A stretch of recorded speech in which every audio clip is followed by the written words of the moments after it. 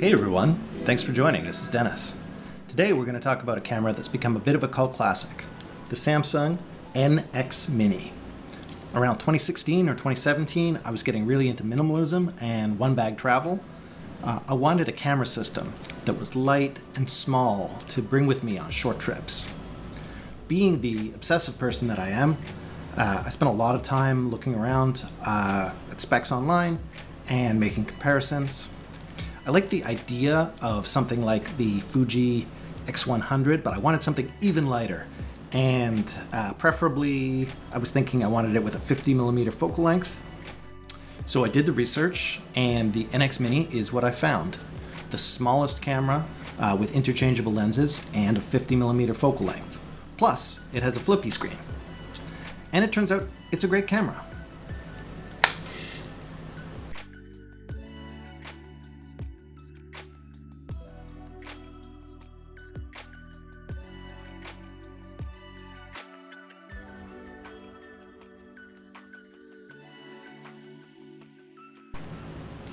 So, I've been using it for a number of years, and while it's never been my primary camera, I do consider it to be a fairly serious photographic tool, and something I use often.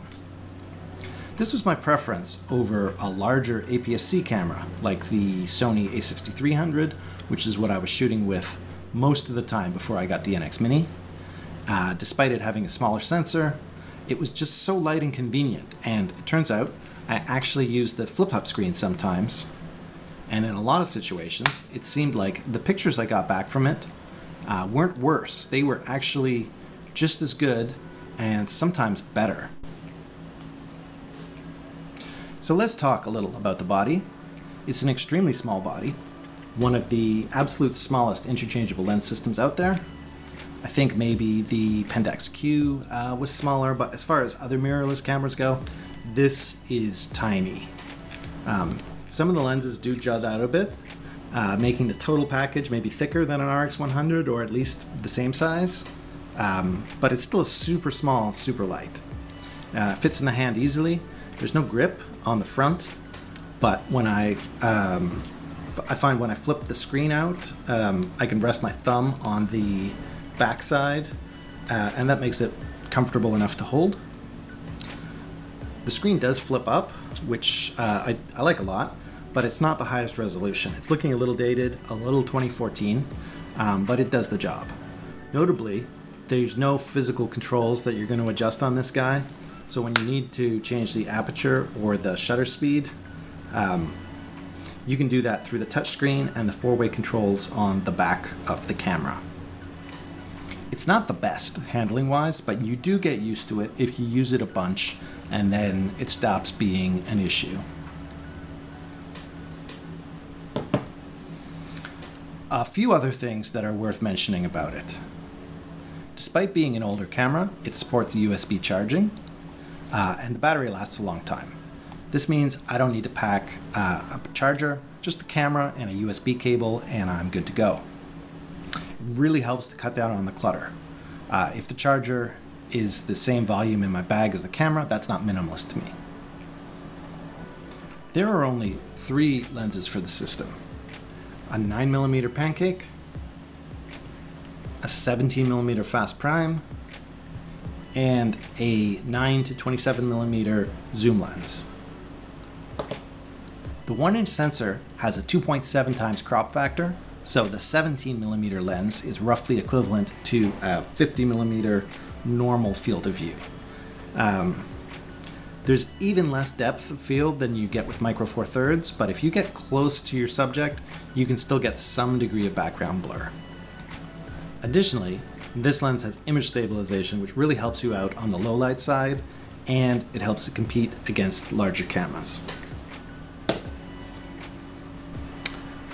As much as I like the prime lens, I probably use the 9 to 27mm zoom lens more, just because it's so versatile. And I still think the images from it are sharp and good looking. Like the prime, the zoom lens has image stabilization. The 9mm pancake is absolutely tiny. Probably it's the smallest lens I've ever owned, but I rarely use it. It has no lens cap for some reason, and its focal length and aperture overlap with the wide end of the zoom lens, but it doesn't have image stabilization. For me, this lens is a gimmick, and I usually only bring the other two.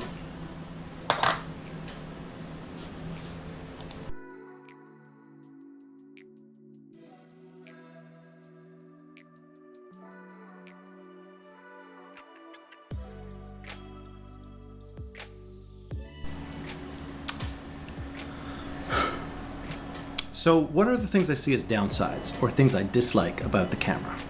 There are some. It's certainly not a perfect camera in every way, and there are some trade-offs. One thing I don't really like is the low resolution of the LCD screen.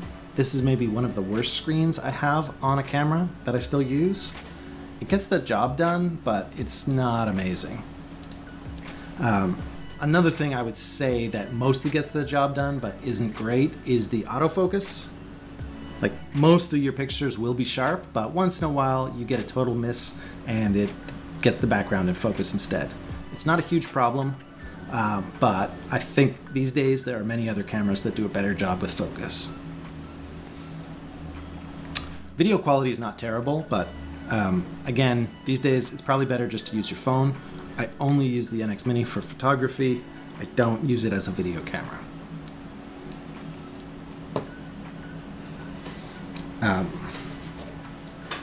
Some people might call the lack of lenses a downside. I mean, there's only 3 native lenses for the system, and yes, you can get more telephoto lenses with the full-size NX adapter, but from a certain perspective, having only 3 lenses keeps things simple.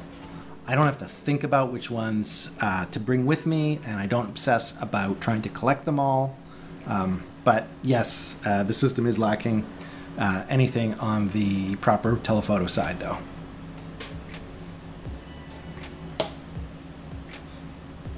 Another very real downside for someone trying to pick up an NX Mini in 2023 is the availability of all the pieces.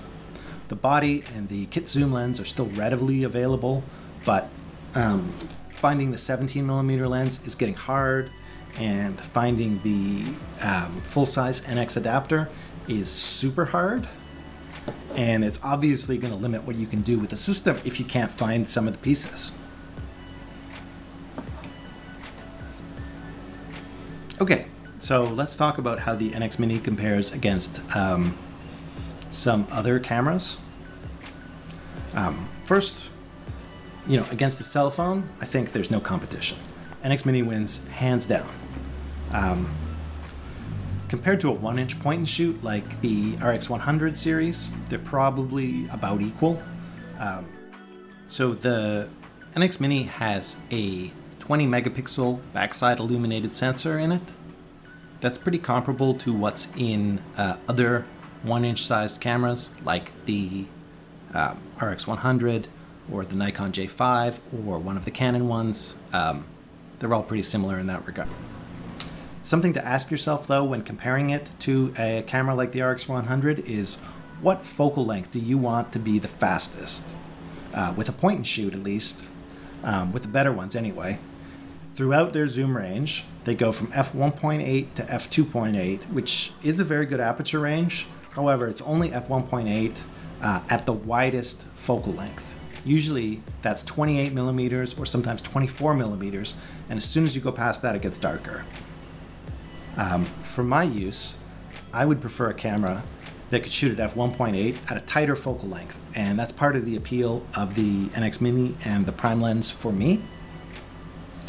A camera like the Coolpix A or maybe a Ricoh GR would be about equal in size, but probably would take better pictures. But the Coolpix A that I have is less versatile. It doesn't have zoom or a flip screen or image stabilization, and the stupid charger is almost as big as the camera.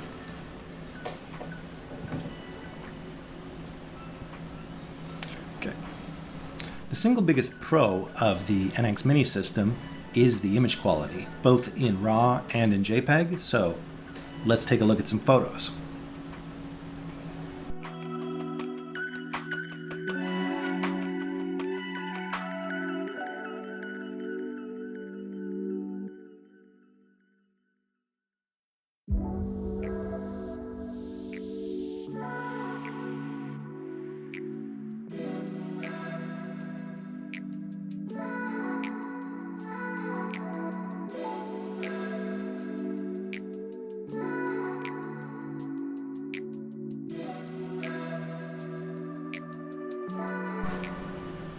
I've managed to collect a few of the more obscure accessories for the NX Mini, which I'll talk through for those of you who are interested. Feel free to skip ahead though if that's not you. The NX Mini Flash. The camera already has a built-in flash, so I'm not sure why you would need an external one. This little flash has a proprietary connection, and it goes into a flap on the top of the camera, and it also doesn't swivel, so I don't get the point here really.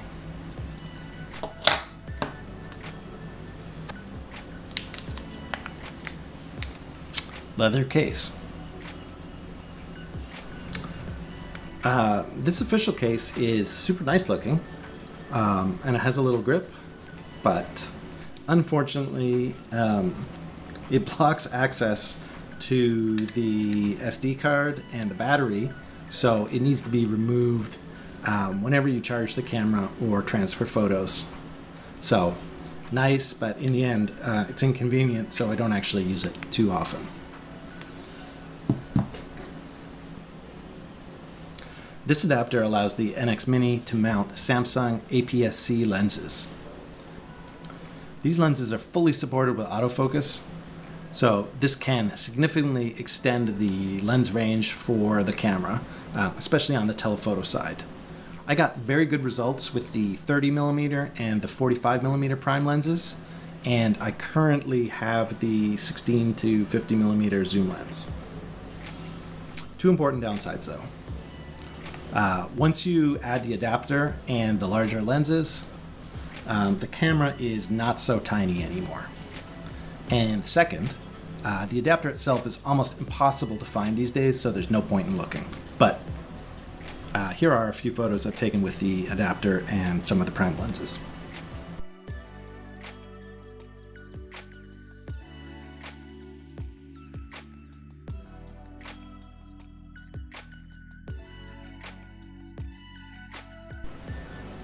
Okay, let's wrap this one up.